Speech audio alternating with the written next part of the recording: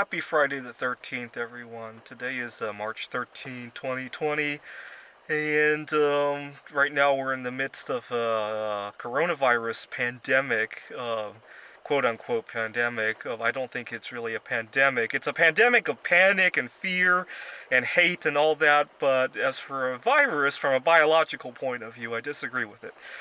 But for me, it's also been a learning experience.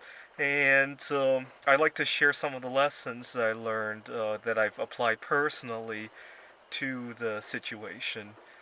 Um, I learned about how the virus started. So scientists traced the virus through a number of animal species, and it was determined that's weird that these animal species would get together. There's no place on Earth naturally that they live together, especially in close proximity to humans as well, except for one place. So in China, people have a habit of eating. Some people have a habit of eating unusual animals, and they have wet markets. And it is believed that the virus started there.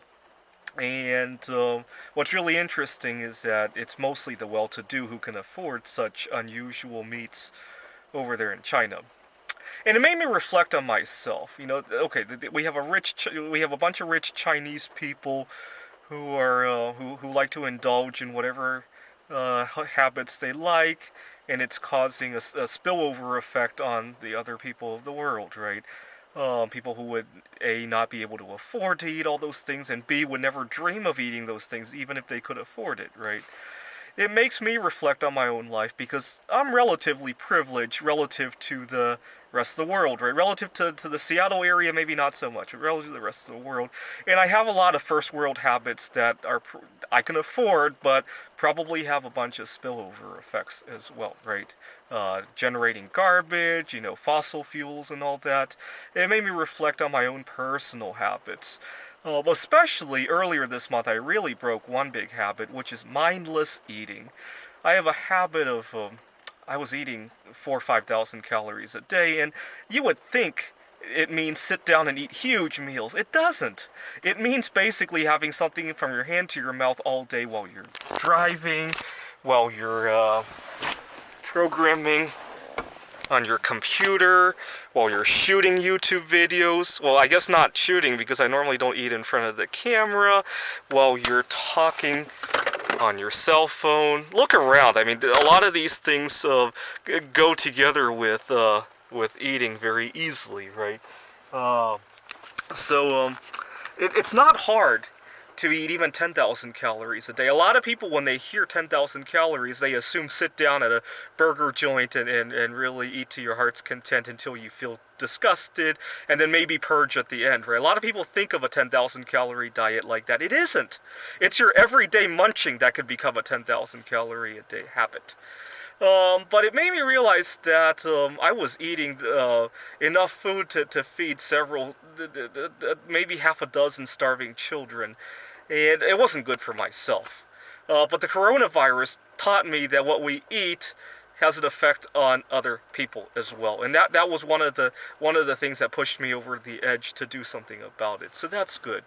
One thing I don't like about the coronavirus, quote unquote, pandemic is how we're being told to deal with it. We have people who are hoarding toilet paper. We have people who are, and right now we're being told to lock ourselves indoors. I think the buzzword is social distancing.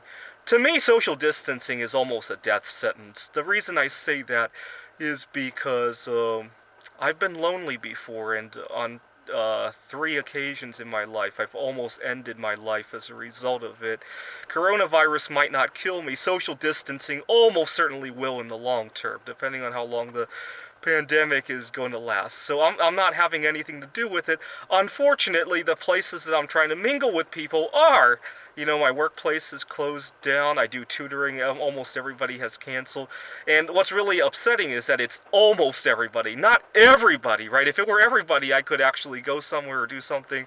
Um, okay, so right now I'm just spending most of my time in Ellensburg, but then I have to go back to Seattle to catch on 2 clients. But I'm not going to lose those 2 clients because I need my social connectivity, like I mentioned earlier. But social distancing is a far more dangerous concept to me than the virus itself.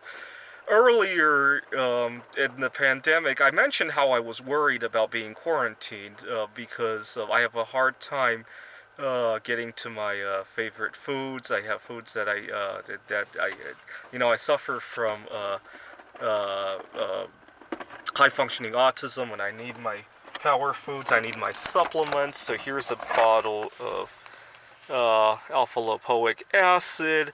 I heard in some places people are literally not allowed to leave their home. I guess that's not the end of the world, as long as I can order these things online.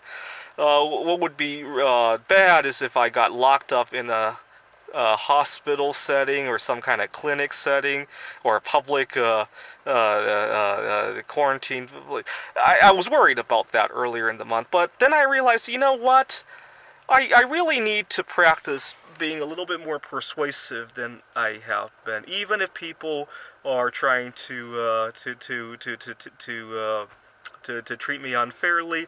If I get locked up and I need to ask people for my favorite foods or foods that I need to deal with my own personal condition, and I have to ask 100 times, you know what? That's 100 conversations that I would have missed out on, and every interaction with another human being is really a treasure to be enjoyed. We're never guaranteed any of that. Just look today, like it's hard to find anybody to interact with. It's really it's not, especially in the technological age, right? Every interaction you get to have with somebody else, don't take that for granted anymore, right? So I was wrong. If I do end up getting quarantined, I'm gonna make the best of it and make good use of all the interactions I can get.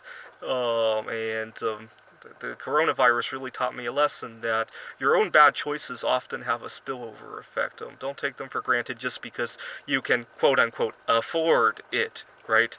Sometimes the rest of the world cannot afford your decisions. Thanks for watching.